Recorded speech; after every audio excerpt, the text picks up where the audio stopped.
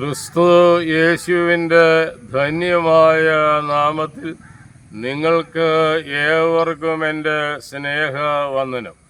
എൻ്റെ പ്രിയപ്പെട്ട സഹോദരി സഹോദരന്മാരെ, പഴയ നിയമ വേദപുസ്തകത്തിൽ ശുദ്ധമുള്ള മീഖ പ്രവാചകൻ്റെ പുസ്തകം 6-ാം അധ്യായത്തിൽ 8-ാമത്തെ വാക്യമാണ് ഇന്നത്തെ ചിന്താവിഷയം. മനുഷ്യ, നല്ലത് എന്തെന്ന് ഞാൻ നിനക്ക് കാണിച്ച് തന്നിരിക്കുന്നു. ദൈവ മനുഷ്യ ബന്ധം, ആ ബന്ധത്തിൻ്റെ ഊഷ്മളമായ നിലനിൽപ്പിനു വേണ്ടി ദൈവം മനുഷ്യനോട് പറയുകയാണ്, മനുഷ്യ, നല്ലത് എന്തെന്ന് ഞാൻ നിനക്ക് കാണിച്ച് തന്നിരിക്കുന്നു. 1, ന്യായം പ്രവർത്തിക്കുക. 2, ദയാ തൽപരനായിരിക്കുക. 3, ദൈവത്തിൻ്റെ തിരുസന്നിധിയിൽ താഴ്മയോടെ നടക്കുക. അപ്പോൾ ഈ 3 കാര്യങ്ങളല്ലാതെ മറ്റൊന്നും ദൈവം നിന്നോട് ചോദിക്കുന്നില്ല. അപ്പോൾ ദൈവ തിരുസന്നിധിയിൽ ദൈവ വിശ്വാസത്തിൽ അധിഷ്ഠിതമായ ജീവിതം നയിക്കുന്ന മനുഷ്യനോട് ദൈവം ആവശ്യപ്പെടുകയാണ്. 1, നീ ന്യായം പ്രവർത്തിക്കുക. 2, കരുണയുള്ളവനായിരിക്കുക. 3, ദൈവത്തിൻ്റെ തിരുസന്നിധിയിൽ താഴ്മയോടെ നടക്കുക. അപ്പോൾ ഈ 3 പ്രമാണങ്ങളിൽ ധാർമ്മികതയുടെയും ആധ്യാത്മികതയുടെയും ആദി പാഠങ്ങൾ കുറിച്ചിരിക്കുന്നു.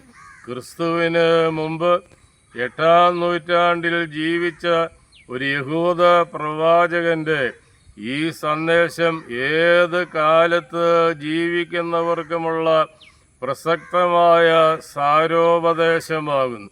1, നീതി പ്രവർത്തിക്കുക, നീതി നടപ്പാക്കുക. നീതിപൂർവമായ സമീപനവും പ്രവർത്തനവുമില്ലാത്ത ആത്മീയത പൊള്ളയായിരിക്കുമെന്നാണ് മീഖ പ്രവാചകൻ ഉച്ചൈസ്വരം ഉദ്ഘോഷിക്കുന്നത്. നീതി പ്രവർത്തിക്കേണ്ടത് ആത്മീയ മേഖലയിലായാലും രാഷ്ട്രീയ മേഖലയിലായാലും ഒരു മനുഷ്യൻ്റെ ദൈവവിശ്വാസിയുടെ കർത്തവ്യമാണ്, കടമയാണ്.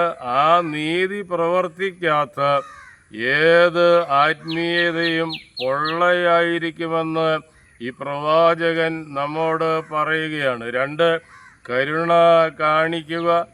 നമ്മിൽ എല്ലാ മനുഷ്യരിലും അലിവിൻ്റെയും ആർദ്രതയുടെയും ചാലുകളുണ്ട്.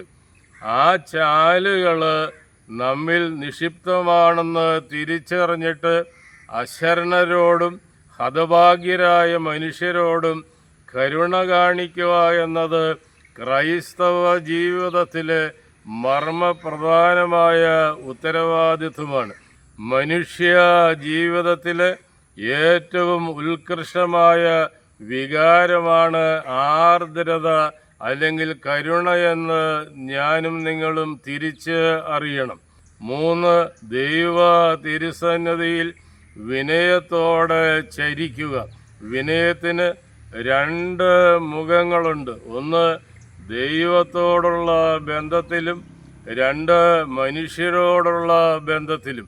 3, ദൈവ തിരുസന്നിധിയിൽ വിനയത്തോടെ ചരിക്കുക. വിനയത്തിന് 2 മുഖങ്ങളുണ്ട്.